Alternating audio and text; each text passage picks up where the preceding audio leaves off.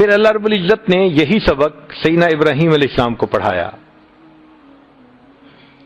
انہوں نے پوچھا اللہ آپ مردوں کو کیسے زندہ کریں گے؟ فرمایا اولم تؤمن، کیا آپ ایمان نہیں رکھتے؟ قال بلا، اللہ 100% ایمان ہے، ولکن لیطمئن قلبی، دل کی تسلی کے لیے بات کر دی ہے.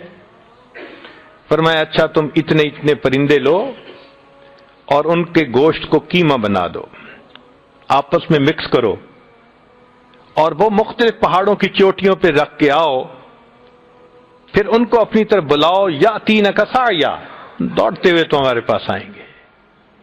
ابراہیم علیہ السلام نے آنکھوں سے دیکھا کہ وہ پرندے زندہ ہوئے اور آئے، ایک یقین بن گیا.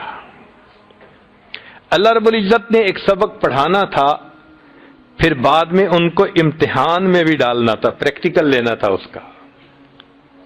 اب یقین تو بن گیا، مگر جو ابراہیم علیہ السلام کا امتحان تھا وہ بہت مشکل تھا. اللہ تعالیٰ فرماتے ہیں وَإِذِ ابْتَلَىٰ إِبْرَاهِيمَ رَبُّهُ بِكَلِمَاتٍ، اور ابراہیم علیہ السلام کو اس کے رب نے بعض چیزوں میں آزمایا، فَأَتَمَّهُنَّ، وہ 100% اس میں کامیاب ہوئے، 100% نمبر لیے انہوں نے. ایک بڑا امتحان یہ تھا، قوم بتوں کو پوجتی تھی، تو وہ موسیٰ حضرت ابراہیم علیہ السلام کو بھی ایک میلے میں لے جانا چاہتی تھی. تو ابراہیم علیہ السلام نے کہہ دیا انی سقیم، میری طبیعت ٹھیک نہیں. کئی مرتبہ انسان فزیکلی بیمار ہوتا ہے اور کئی مرتبہ اس کی طبیعت نہیں چاہتی کسی کام کو کرنے کو. تو انہوں نے فرما دیا بھائی میری طبیعت تمہارے ان کاموں سے بیزار ہے، میں ٹھیک فیل نہیں کر رہا. قوم چلی گئی. جب قوم گئی تو ابراہیم علیہ السلام کو خیال آیا آج وقت ہے، جن معبودوں کی یہ پیروی کرتے تھے وہ اکیلے ہیں، چلیں ان سے بھی دو ہاتھ کر لیتے ہیں. ایک کلہاڑا لیا، جتنے بت تھے فجعلہم جزازا الا کبیرا، سب کے ٹکڑے کر دیے. جو بڑا تھا اس کے کندھے پہ کلہاڑا ڈال دیا. آگے قوم جب واپس آئی انہوں نے آ کے دیکھا کہ بتوں کے ٹکڑے ہوئے پڑے ہیں، تو وہ کہنے لگے کہ یہ کون کہہ سکتا ہے. بعض نے کہا کہ انا سمعنا فتى یذکرہم یقال لہ ابراہیم، ایک نوجوان سے ہم نے سنا ہے وہ ہمارے بتوں کے متعلق باتیں کرتا ہے کہ ان سے کچھ نہیں ہوتا، خدا سے ہوتا ہے. لگتا ہے اسی نے کچھ کیا ہوگا. ابراہیم علیہ السلام کو بلا لیا گیا، پوچھا گیا کہ بھائی آپ نے کیا؟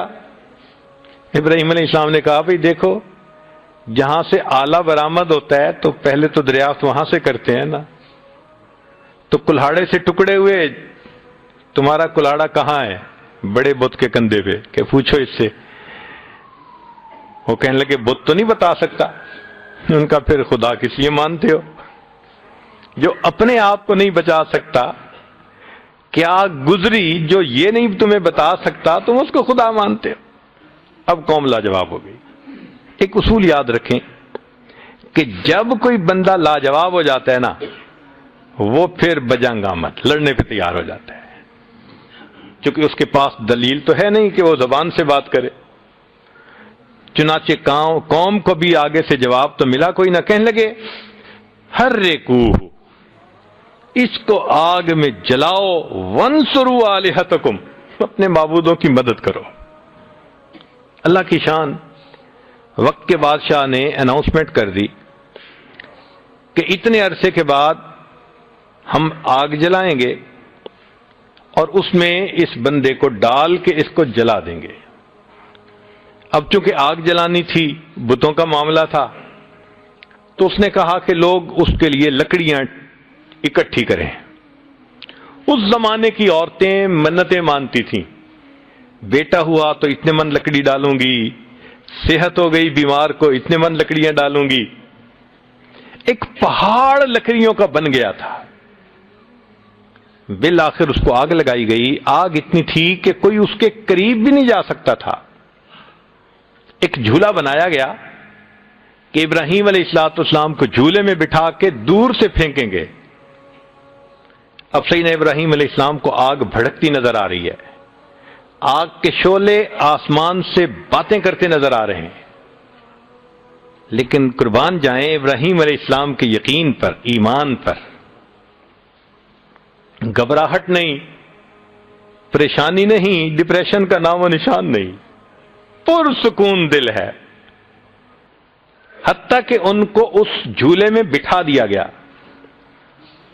اور بٹھا کے ان کو آگ کی طرف پھینک دیا گیا. ابھی وہ ہوا میں تھے تو فرشتوں میں سے ایک فرشتے ہیں جبرائیل علیہ السلام. اللہ نے ان کے ذمے کئی کام لگائے ہوئے ہیں. ان کے چارٹر آف ڈیوٹی میں سے ہے انبیاء پر وحی لے کے آنا. ان کے چارٹر آف ڈیوٹی میں سے ہے انبیاء کی، ایمان والوں کی مدد کرنا.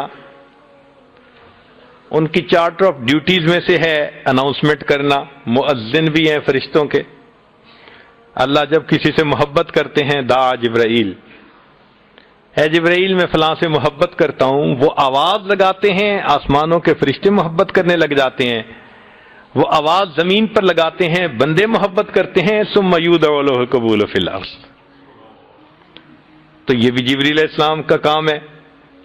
لیلۃ القدر میں فرشتوں کے ساتھ اترنا، یہ بھی جبریل علیہ السلام کا کام ہے. اب چونکہ ایمان والوں کی مدد کرنا ان کا منصب ہے تو وہ اللہ رب العزت سے پوچھتے ہیں، اے کریم آقا، آپ کے پیارے خلیل آگ میں ڈالے جا رہے ہیں، کیا میں مدد کر سکتا ہوں؟ جیسے ہم دفتروں میں آج پوچھتے ہیں نا جی، کین آئی ہیلپ یو؟ تو جبریل علیہ السلام نے بھی آفر کی کہ کیا میں مدد کر سکتا ہوں؟ اللہ رب العزت نے فرمایا ہاں جاؤ پوچھو، اگر آمادہ ہیں تو کرو. تو جبریل علیہ السلام آتے ہیں اور آ کے ابراہیم خلیل اللہ سے اس وقت پوچھتے ہیں، اللہ کا حاجہ، کیا آپ کو میری مدد کی ضرورت ہے؟ What can I do for you? Ibrahim علیہ السلام کا یقین دیکھیے. ایک فرشتہ پوچھ رہا ہے میں آپ کی مدد کر سکتا ہوں، اور وہ آگے سے سوال پوچھتے ہیں کہ کیا اللہ رب العزت کو علم ہے کہ میں اس حال میں ہوں؟ جبریل علیہ السلام نے کہا ہاں. فرمانے لگے حسبی سؤالی علمہ بحالی. یہ جو ہے نا کہ اللہ کو پتہ ہے میں اس حال میں ہوں، اس علم نے تیرے سامنے مجھے سوال کرنے سے روک لیا ہے. میں جب رب کو پتہ ہے تو بس کافی ہے. اللہ اکبر. ابراہیم علیہ السلام نے ثابت کر دیا کہ یقین یہ ہوتا ہے اور محبت نبھانا اس کو کہتے ہیں. رب کریم نے بھی قرآن مجید میں خوش ہو کے فرما دیا وَإِبْرَاهِيمَ الَّذِي وَفَّى، میں ابراہیم بڑا وفادار نکلا. تو دیکھیے ایک سبق پڑھا تھا یقین کا، جب پریکٹیکل آیا اللہ نے سرخرو فرما دیا. تو قرآن مجید میں ایک مثال نہیں دی، دو مثالیں دی کہ ذرا دیکھو اگر ان انبیاء کے ساتھ اللہ نے خیر کا معاملہ کیا، تم بھی اگر اللہ کے حکموں پر چلو گے اللہ تمہارے ساتھ بھی خیر کا معاملہ کریں گے.